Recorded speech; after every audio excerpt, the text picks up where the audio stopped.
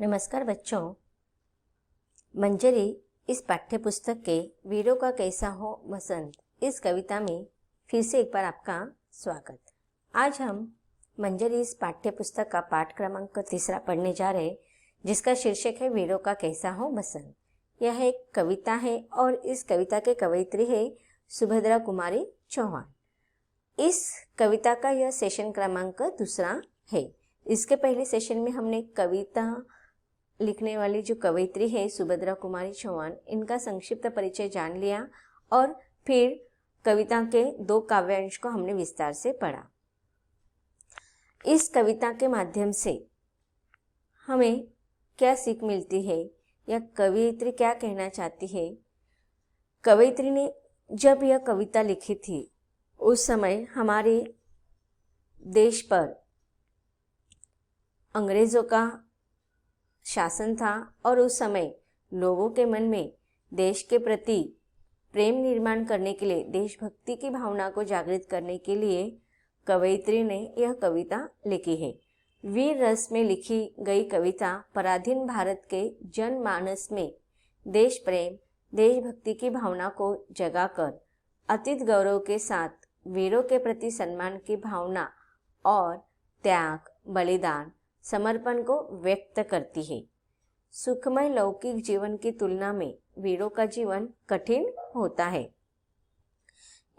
एक तरफ हम देखते हैं कि हम निश्चिंत होकर अपना जीवन व्यतीत करते हैं, लेकिन दूसरी तरफ हमारे इस निश्चिंतता को सुरक्षित रखने के लिए देश के सीमा पर वीर सैनिक बहुत ही कठिन जीवन व्यतीत करते हैं।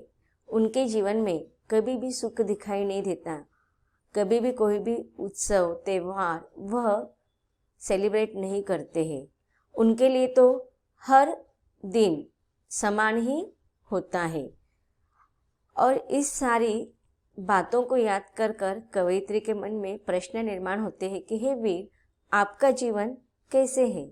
आपके जीवन में भी तो कभी ना कभी वसंत आता होगा।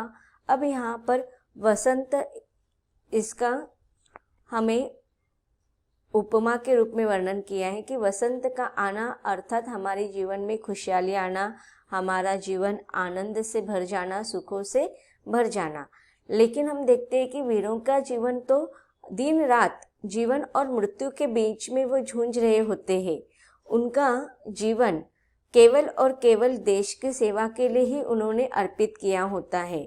तो इस प्रकार से कवयित्री कहती है कि जिस प्रकार से वसंत ऋतु सारी प्रकृति का माहौल बदल देता है, प्रकृति को सौंदर्य प्रदान करता है, खुशहाली प्रदान करता है, जिस प्रकार से हर त्योहार मनुष्य के जीवन में खुशहाली लाता है और उस उत्सव को मनाता है। लेकिन हमारे वीर सैनिक हर दिन उत्सव मनाते हैं, खून का उत्सव, रंगों का उत्सव। उनके लिए हम होली पर रंग खेलते हैं, तरह तरह के रंगों का उत्सव हम मनाते हैं। दिवाली में भी हम दिया जलाकर हमारे जीवन को प्रकाशित करते हैं। लेकिन जो वीर सैनिक होते हैं उनके लिए तो हर रोज खून की होली होती है।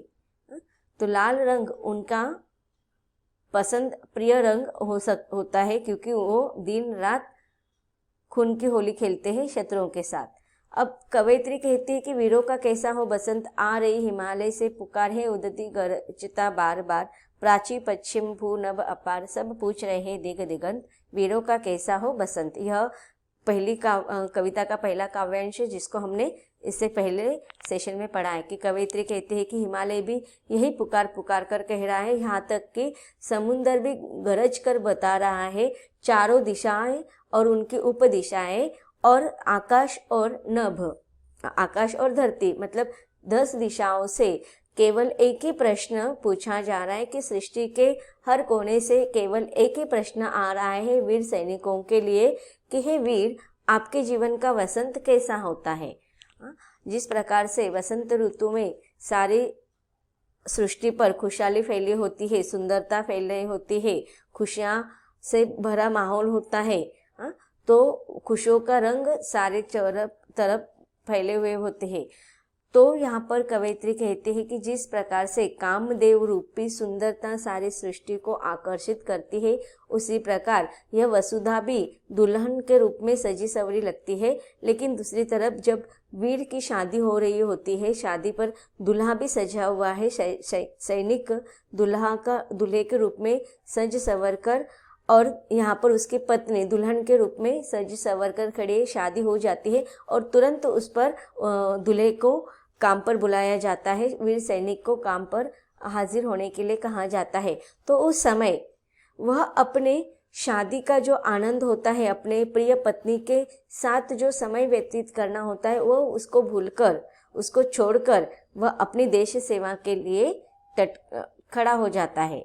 तो उस समय उसकी पत्नी भी प्रसन्न होती है अपने पति के उस रूप को देखकर, एक वीर, देश के वीर सैनिक के रूप में देखकर वह भी खुश हो जाती है और उस समय अपने उस सुख, अपने उस जीवन को छोड़कर, अपने वैयक्तिक वैवाहिक जीवन को छोड़कर वीर सैनिक देश की सेवा के लिए निकल पड़ता है। तब कवयित्री कहती कि वीरों का कैसा हो वसंत। अब अगला काव्यांश हम पढ़ेंगे विस्तार के साथ। भर रही कोकिला इधर तान, मारू बाजे पर उधर गान, हे रंग और रण का विधान, मिलने को आए है आदि अंत, वीरों का कैसा हो वसंत। अब देखिए यहाँ पर कवयित्री ने प्रकृति के साथ मानवीकरण का वर्णन करते हुए कहा है कि एक तरफ वसंत ऋतु का वह सुंदरता केवल मनुष्यों को ही आकर्षित नहीं करा है, बल्कि पशु पक्षियों को भी आकर्षित करता है। वसंत ऋतु पर जब वह पृथ्वी पर सारी दुल्हन रूपी वसुधा पर यह खुशहाली, चारों तरफ खुशहाली हरियाली छाई होती है, तो उसका आनंद व्यक्त करने के लिए कोकिला भी मधुर गीत गाने लगती है, कोयल भी मधुर गीत गाने लगते हैं। तो इस प्रकार यहाँ पर धरती पर दुल्हन रूपी वसुधा पर, प्रकृति पर कोकिला मधुर गीत गाकर उसका उत्सव मना रही है। तो दूसरी तरफ अब यहाँ पर कवयित्री कह रही कि मारू बाजे उधर गान, युद्ध क्षेत्र में, रण क्षेत्र में क्या हो रहा है, मारू बाजे मतलब एक प्रकार का वाद्य होता है जिसे हम नगाड़ा कहते हैं। तो रण क्षेत्र में भी दूसरी तरफ, एक तरफ सजीव सृष्टि पर प्रकृति में प्रकृति का सुंदरता को व्यक्त करने के लिए कोकिला मधुर गीत गा रही है, तो दूसरी तरफ युद्ध क्षेत्र में युद्ध की शुरुआत के लिए नगाड़े बजाकर उसका गीत गाया जा रहा है। हे रंग और रण का विधान। अब देखिए यहाँ पर कवयित्री कह रही है कि उधर गान मतलब कहाँ पर युद्ध, आप लोगों को पता होगा कि जब युद्ध की शुरुआत की जाती है तो नगाड़े बजाए जाते हैं। आप लोगों ने देखा होगा कि पुराने युग में जब दो राजाओं के बीच में युद्ध शुरू होता था तो आपने देखा होगा कि शंखवाद किया जाता था। तो उसी प्रकार युद्ध क्षेत्र में जब शत्रु पक्ष के साथ युद्ध किया जाता है तो युद्ध की भावना भरने वाले नगाड़े रूपी वह वाद्य बजाए जाते हैं, उसकी ध्वनि चारों तरफ सुनाई देती है। अब यहाँ पर अगले पंक्ति में कवयित्री कहती है कि रंग और रण का विधान। रंग का अर्थ होता है, देखो हम होली इस त्योहार पर रंगों का खेल खेलते हैं, तरह तरह के रंगों को हम एक दूसरे को लगाते हैं, जिससे कि हमारे जीवन में जो भी मनमुटाव है उसको हम भूल जाते हैं। तो वो रंग का त्योहार होता है, होली उत्सव हम उसे कहते हैं। रण का अर्थ होता है कि युद्ध, रण को हम युद्ध की भूमि या जहाँ पर शत्रु पक्ष के साथ युद्ध किया जाता है उस भूमि को हम रण क्षेत्र कहते हैं या रणभूमि कहते हैं, रण युद्ध भूमि कहते हैं। तो अब देखिए एक तरफ पर रंग अर्थात खुशी और सुख का प्रतीक माना गया है, तो दूसरी तरफ युद्ध भूमि में मतलब देखिए यहाँ पर एक तरफ प्रकृति पर कोकिला गीत मधुर गीत गाकर अपनी खुशियों को व्यक्त कर रही है होली का प्रतीक के रूप में, तो दूसरी तरफ युद्ध क्षेत्र में युद्ध की भावना भरने वाली नगाड़े की ध्वनि सुनाई दे रही है। तो दोनों भी जो वर्णन है विरोधाभास है, एक दूसरे के विरोधाभास कि दोनों जगह पर वाद्य बज रहे, गीत गाए जा रहे, खुशी के गीत गाए जा रहे। एक तरफ कोयल अपने मन की भावनाओं को व्यक्त करे तो दूसरी तरफ युद्ध क्षेत्र में युद्ध की भावनाओं को व्यक्त करने के लिए नगाड़े की ध्वनि सुनाई दे रही। मिलने को आए हैं आदि अंत। अब देखिए, आदि, आदि का अर्थ होता है कि जीवन, और अंत, अंत का अर्थ होता है मृत्यु। अब देखिए, यह युद्ध क्षेत्र पर जब वीर सैनिक डटकर मुकाबला करता है तो वह अपने जीवन से जूझ रहा होता है। उसका एक तो उसका युद्ध का परिणाम क्या होने वाला है, एक तो आदि या अंत। एक तो वह जीवित रहेगा, अगर युद्ध में वह जीत जाएगा तो वह जीवित रहेगा, अगर युद्ध में वह हार गया तो उसकी मृत्यु निश्चित है। तो इस प्रकार वह जूझ रहा है अपने ही जीवन और मृत्यु से, अपने ही आदि और अंत से वह जूझ रहा है। तो इस प्रकार उसको पता है कि अब जब वो देश की रक्षा के लिए, देशवासियों की रक्षा के लिए युद्ध क्षेत्र में युद्ध कर रहा है और वो मिलने गया है अपने मृत्यु से, अपनी मृत्यु से वो गले लगाने जा रहा है, मृत्यु को अपने गले लगाने जा रहा है। मिलने को आए हैं आदि और अंत उसको युद्ध क्षेत्र में, वीरों का कैसा हो वसंत। अब इस कविता के पंक्तियों का हम संदर्भ, प्रसंग और व्याख्या देखते हैं। संदर्भ है प्रस्तुत पंक्तियां हमारी पाठ्य पुस्तक मंजरी 7 से 7 मतलब कक्षा 7 है। यहाँ पर संकलित कविता वीरों का कैसा हो बसंत कविता से ली गई है, जिसकी कवयित्री सुभद्रा कुमारी चौहान है। इस कविता में कवयित्री ने प्रश्न किया है कि वीरों का वसंत कैसा हो। अब व्याख्या, कवयित्री कहती है कि वीरों के जीवन में बसंत तभी आएगा जब वे शांति से अपनों के साथ खुशियां मना पाएंगे, अन्यथा वसंत तो युद्ध की तैयारी में ही बीत जाता है। वसंत में कोयल कूकती है तो युद्ध के मैदान में बाजे गाजे नगाड़े बजते हैं। वीरों के लिए रंग और रण का विधान कुछ इसी तरह का है। वीर जब युद्ध के मैदान में उतरते हैं तो अपना आदि अंत यानी जीवन मृत्यु दोनों को ही हथेली पर रखकर चलते हैं। जीत मिलेगी तो जीवन मिलेगा और पराजय मिली तो मृत्यु। कवयित्री पुनः प्रश्न करती है कि युद्ध पर जाने वाले वीरों का वसंत कैसा हो। अगला काव्यांश देखते हैं कि गलबाहे हो या हो कृपान, चल चितवन हो या धनुष्य बाण, हो रस विलास या दलित त्राण, अब यही समस्या है दुरंत वीरों का कैसा हो वसंत। अब देखिए, यहाँ पर कवयित्री कहते हैं कि एक तरफ गलबाहे और दूसरी तरफ कृपान। कृपान मतलब युद्ध में युद्ध करने के लिए जो शस्त्र का या अस्त्र का प्रयोग किया जाता है, उसमें से ही एक प्रकार है, हथियार का एक प्रकार है, अस्त्र या शस्त्र का एक प्रकार है कृपाण। और गलबाहे, यहाँ पर गलबाहे का अर्थ लेना है कि वीर सैनिक की पत्नी जब उसको प्यार से अपने बाहों में लेती है तो उसे गलबाहे अर्थात बाहों की माला उसके गले में डाल रही है। एक तरफ देखो, अब वो शादीशुदा जीवन व्यतीत कर रहा है, पत्नी के साथ अपने खुशियां भरा जीवन व्यतीत कर रहे हैं, पत्नी उसके गले में हाथ डालकर खुशियों की माला उसको यहाँ पर कवि ने कल्पना की है। तो दूसरी तरफ देखो, अब अगर वो घर पर रहता है तो वह अपना वैयक्तिक जीवन खुशियों से व्यतीत कर रहा है, तो लेकिन अगर वो युद्ध क्षेत्र में रहता है तो उसको गले में किस प्रकार का हार मिलने वाला है, तो कृपाण रूपी अस्त्रों का या शस्त्रों का। चल चितवन हो या धनुष्य बाण।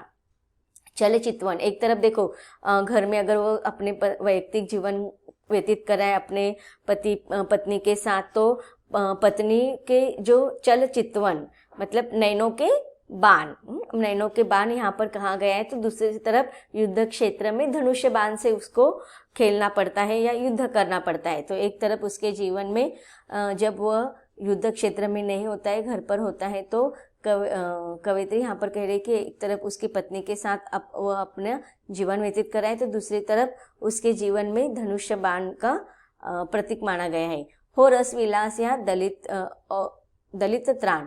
अब देखिए, रस विलास मतलब सुखमय दाम्पत्य जीवन के अपने कौटुंबिक जीवन को वह सुख के साथ व्यतीत कर रहा है, तो दूसरी तरफ दलित त्राण मतलब दूसरी तरफ उसको युद्ध क्षेत्र में जाकर देश सेवा करना है। दलित त्राण मतलब पराधीन जनता को जो दुख है उस दुख को उसको मिटाना है। अब यही समस्या है दुरंत।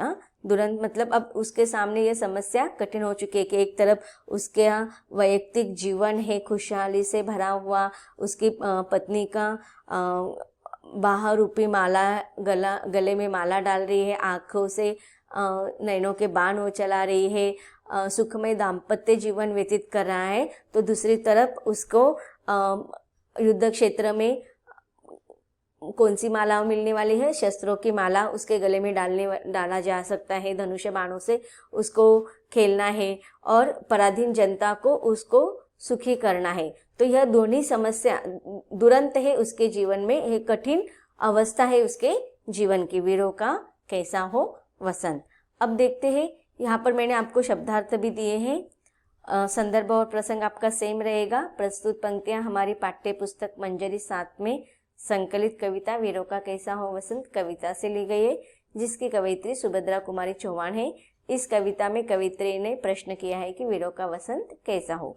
अब व्याख्या देखते हैं इस कविता के पंक्ति का जो अभी हमने पढ़ा।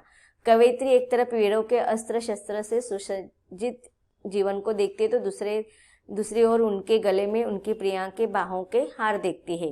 वे दोनों को एक साथ रखकर पूछती है कि युद्ध पर जाने वाले वीर कृपान चुने या प्रिया की बाहों के हार। वे धनुष्य बाण संभाले या प्रिया के नैनों के बाण संभाले। वे विलास में जीवन जो प्रेम और सुख से परिपूर्ण हो उसका चुनाव करे या दबे कुचले लोगों को मुक्ति के लिए युद्ध का रास्ता अपनाए। सबसे प्रबल और गंभीर समस्या तो यही है कि इन सब सुख दुख के बीच इनका वसंत कैसा हो। तो बच्चों, इस प्रकार हमने कविता के अगले 2 काव्यांश को भी विस्तार के साथ पढ़ लिया है। अब इसके उर्वरित काव्यांश को भी हमको विस्तार से पढ़ना है, लेकिन उसका विस्तार से अभ्यास हम कविता के अगले सेशन में करेंगे। धन्यवाद।